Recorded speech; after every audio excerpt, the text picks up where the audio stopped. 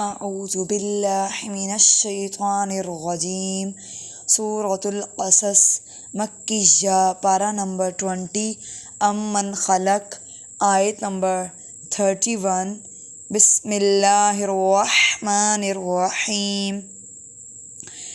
اسلک یدک فی جیبک تخرج بیضاء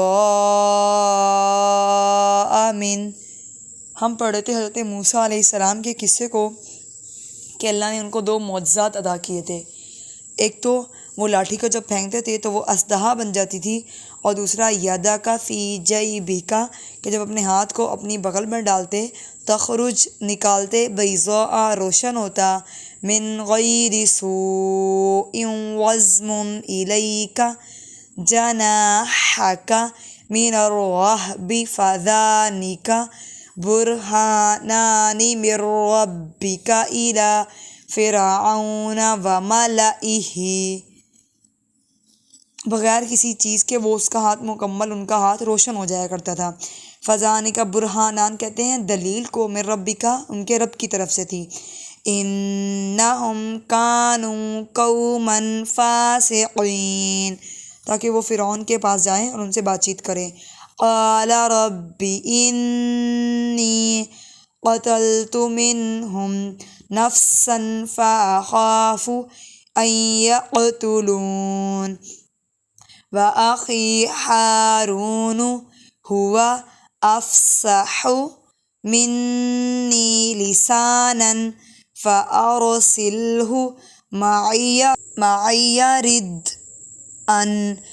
اس میں ایک بات ہے کہ حضرت موسیٰ علیہ السلام کی زبان میں لکنت تھی، اور جب اللہ تعالیٰ نے ان کو حکم دیا کہ فرعون کے سامنے وہ جائیں مدین شہر سے واپس مصر کی طرف، تو انہوں نے قواعد چیز ظاہر کی تھی کہ میری زبان میں لکنت ہے، میں صاف بات نہیں کر سکتا، تو میرے ساتھ واخی ہارون کہ میرے بھائی ہارون کو بھیجیں، افصح منی لسانا، اور کہ ان کی زبان جو ہے مجھ سے زیادہ فصیح ہے۔ اور ان کی زبان میں لکنت بھی ان میں بچپن میں ایک کوئلہ کو منہ زبان پر رکھنے کی وجہ سے آئی تھی، بائی برتھ مطلب پیدائشی طور پر نہیں تھی، بعد میں پیدا ہوئی تھی کہ فرعون نے ان کو آزمانے کے لیے جواہرات اور کوئلے کو ایک پلیٹ میں پیش کیا تھا، یہ آزمانے کے لیے کہ حضرت موسیٰ علیہ السلام کس چیز کو ترجیح دیتے ہیں اٹھانے میں۔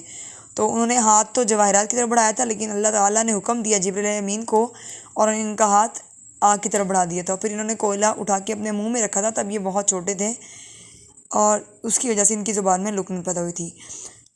رد من یصدقنی انی اخاف ان یکذبون، اور ان کو یہ بھی ڈر تھا کہ کہیں فرعون ان کو پہچان نہ لیں۔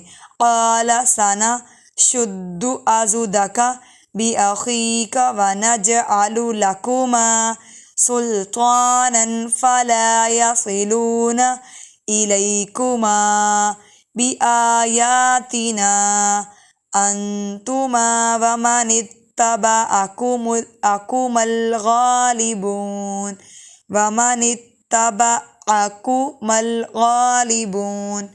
خیر، اللہ تعالیٰ نے حضرت ہارون علیہ السلام کو بھی نبی بنایا تھا،